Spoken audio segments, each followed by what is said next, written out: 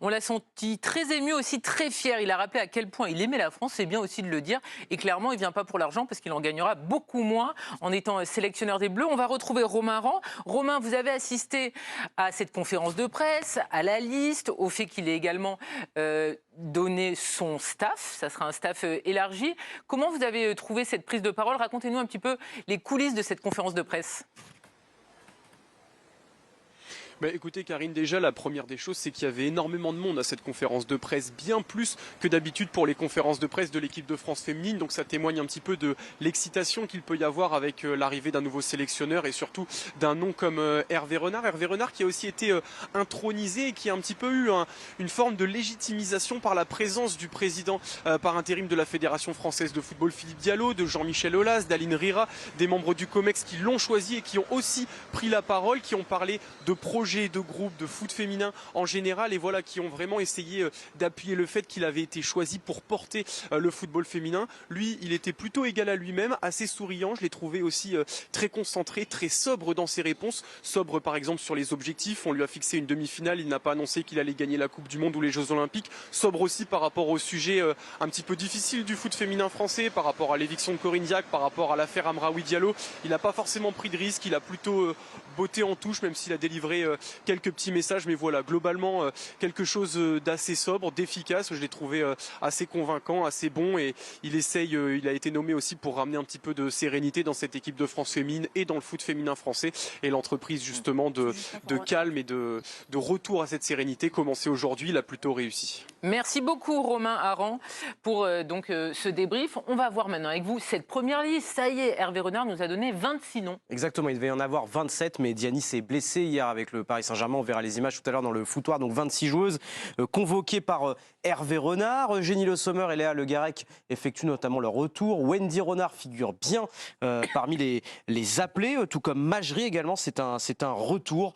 Pas de Keira Amraoui dans la liste. Un choix avant tout sportif, c'est ce qu'a indiqué Hervé Renard.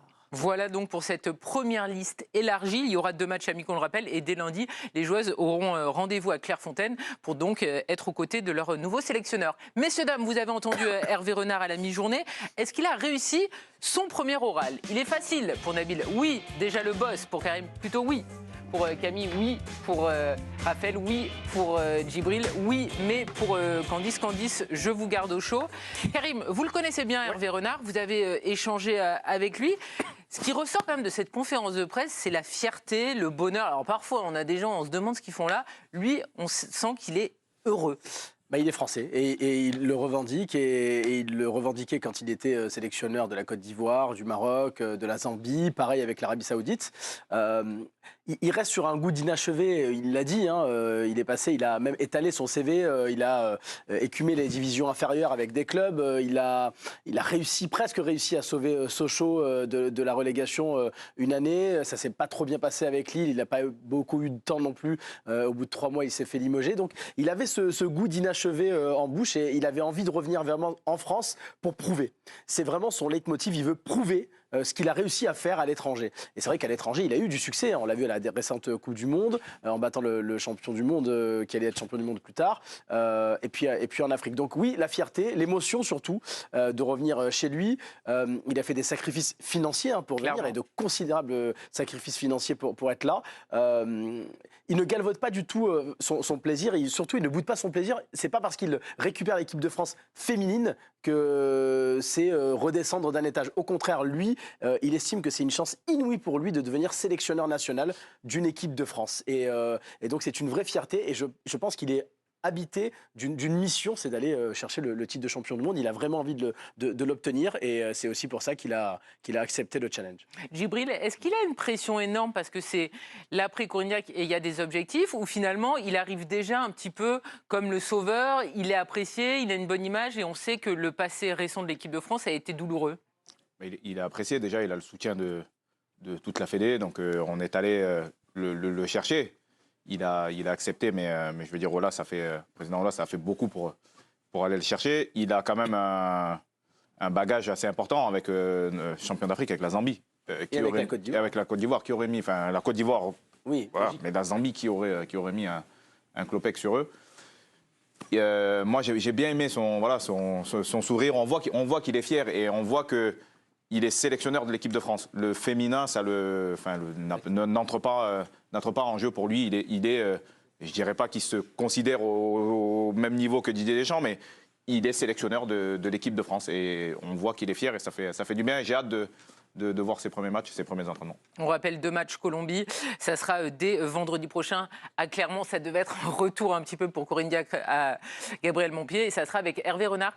Candice, est-ce que votre oui mais c'est parce qu'il ne connaît pas le foot féminin, il n'a jamais entraîné d'équipe féminine? Non, même pas, parce que pour le coup, en fait, je l'ai trouvé plus à l'aise quand il a présenté sa liste, parler vraiment de sportif, que la partie de la conférence de presse où il était entouré et du président de la Fédé, et de Jean-Michel Aulas, et d'Aline Riera, ce côté un peu plus institutionnel. Où le mais, en fait, c'est parce que j'ai aimé son discours et tout, il n'y a pas de souci, on a envie de le voir, et je trouve qu'il parle d'opportunités pour lui, de chance inouïe, tu disais, Karim, c'est même une chance inouïe, même pour le football féminin, en fait, de le voir arriver. C'est un nom. C'est un nom, il a des idées, je suis sûre qu'il va beaucoup apporter, donc ça, il n'y a pas de souci. Le mais, c'est que je me demande à quel point il aura les mains libres. Parce qu'on a l'impression, pas qu'il est sous tutelle, mais il a été un peu coopté, on est allé le chercher, il y a ce groupe de 4 personnes qui sont allées chercher, qui l'ont choisi. Il a eu d'ailleurs un mot pour remercier notamment Jean-Michel Aulas. J'espère qu'on va lui laisser les mains libres. Son staff, est-ce que c'est lui qui l'a choisi? Est-ce qu'on lui a suggéré? Voilà, c'est juste mon interrogation, mais je n'ai aucun souci sur sa nomination et ce qu'il peut apporter à cette équipe de France et le succès qu'il va avoir. Nabil, par rapport à ce que dit Candy, c'est vrai que c'est important. Lors de la présentation, vous avez Philippe Diallo, c'est normal, c'est le président par intérim de la Fédé, et vous avez Aline Riera et Jean-Michel Aulas, qui sont les personnes, avec aussi Keller et avec Georges, qui ont choisi Hervé Renard. Et Jean-Michel Aulas, il est président de l'Olympique Lyonnais. Est-ce que c'est pas gênant, ça? Ça dépend s'il va être dans une démarche d'ingérence ou pas, quoi. Après, je pense que pour lui, c'est aussi une manière d'exister, parce que du côté de l'OL, il est un peu en retrait, quoi, ces derniers temps, et l'OL est en retrait. Et on sait que l'équipe de France va avoir des compétitions très importantes à jouer. C'est une équipe qui est suivie. Voilà. Après, moi, je crois pas... Hervé Renard, je le connais depuis 2012 et la Zambie, quand personne ne l'attendait. Je l'ai suivi ensuite à la Côte d'Ivoire, il a été en Algérie. Partout où il est passé, c'est un être libre. On lui impose rien. Déjà, quand il parle, on l'écoute. Il a fait l'USM Alger. Ensuite, effectivement, il a pris la sélection du Maroc. Mais bon, en tout cas, partout où il est passé, c'est pas quelqu'un à qui on dit ou on impose des choses. Ça, c'est clair, net et précis. Comme je disais, quand il parle, déjà, on l'écoute. Voilà, ça, c'est clair, net et précis. Maintenant, je suis d'accord avec vous, c'est un nouvel environnement. Quel affect il a par rapport au fait que ça soit son pays? Vous parliez beaucoup d'une certaine émotion, une certaine fierté à être à la tête de l'équipe de France. Bon, je n'imagine pas se mettre non plus une pression non plus incroyable. C'est un nouvel environnement. C'est, moi, je crois aussi, quelque part, des ajustements à apporter très rapidement. Là, il va passer d'un groupe masculin à un groupe féminin. C'est peut-être aussi d'autres réalités. Une autre psychologie, j'en sais rien. Moi, je ne suis pas capable, je ne suis pas expert là-dessus. C'est peut-être également, d'autres leviers. Donc voilà, alors la présence d'Aulas, c'est plus une présence politique pour moi. Mais je pense que lui, dans son travail, je ne vois pas Aulas interférer d'une manière ou d'une autre. Et les choix, il va les faire. Et il a déjà fait des choix forts sur sa liste, je pense qu'on va en parler. Et à mon avis, personne ne lui a rien imposé. Pour revenir sur Jean-Michel Aulas, on nous a dit que Jean-Michel Aulas et Aline Riera seront auprès de la sélection féminine en qualité de membres du COMEX. Donc on attend de voir exactement ce que ça veut dire. Un mot qu'on dise, parce que c'est important, ce sont les choix. Qu'est-ce que vous pensez de cette liste de Hervé Renard? 2 matchs, on rappelle. Il y a Colombie et il y a après le Canada, avec des retours marquants. Il y a notamment Eugénie Le Sommer et Wendy Renard, par qui tout est parti. Il a dit plusieurs fois, et en plus, je comprends sa réponse, il a dit « Moi, j'étais pas là, ça me regarde pas, pourquoi il y a eu des joueuses qui ont refusé de rejoindre la sélection ?» Je comprends complètement sa réponse, il était peut-être pas dans le truc, bon, ça le regarde pas. En tout cas, ce sont des choix forts. Il se place comme le décideur, effectivement. Sur l'aspect sportif, on va rien l'imposer, ça je suis complètement d'accord. Donc il y a des choix forts. Après, il a vu des dizaines, des centaines de matchs, il suit cette équipe depuis des années, donc il a aussi un œil sur le championnat français, sur les différents championnats européens, donc il va aller chercher, je pense, des joueuses. Il y a des joueuses qu'il va, je pense, promouvoir aussi, donc il va y avoir... peut-être un petit renouveau à venir, donc c'est des choix forts, et voilà, il s'est déjà imposé, et je trouve qu'il a moi, voilà, Eugénie Le Sommer, moi, je trouve il a complètement raison de la rappeler. On a compris qu'Amandine Henry, elle n'est pas très loin de revenir aussi quand elle sera plus blessée. Donc, ouais, moi, je trouve ça plutôt bien, en tout cas, de sa part. Passe décisive de Candice, Eugénie Le Sommer, on en parlait, c'est un choix très fort qui marque la nouvelle ère des Bleus avec Hervé Renard, puisque c'était la bannie de Corinne Diacre, Eugénie Le Sommer. Le retour de Wendy Renard était attendu, mais pas celui de la meilleure buteuse de l'histoire des Bleus, elle qui a perdu sa place pour des raisons un petit peu floues avec Corinne Diacre, n'était pas surprise du chaos qu'il y a eu récemment en équipe de France, comme elle l'expliquait la semaine dernière dans nos colonnes. Je me doutais que cela pouvait arriver, je n'étais pas surprise de la situation, je l'avais déjà vécu avant. Eugénie Le Sommer qui retrouve du temps de jeu en France cette saison, puisqu'elle avait été prêtée en mai 2021, 6 mois à OL Reign, club basé à Tacoma aux États-Unis. Elle avait d'ailleurs inscrit 8 buts et 3 passes D au passage. Eugénie Le Sommer a disputé cette année 16 matchs comme titulaire sur les 24 possibles, même si elle n'est pas forcément alignée sur les gros matchs. Ce qui est sûr, c'est qu'elle n'a jamais perdu espoir. Elle se confiait à Céline Delmat aussi. J'ai envie d'être sélectionnée pour mes performances. Peut-être qu'il va y avoir un nouvel élan.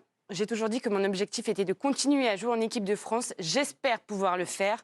Et forte de ses 175 sélections et 86 buts inscrits pour Hervé Renard, le choix de l'expérience était indiscutable. Il en a parlé aujourd'hui en conférence de presse. Mon message est très clair avec Eugénie.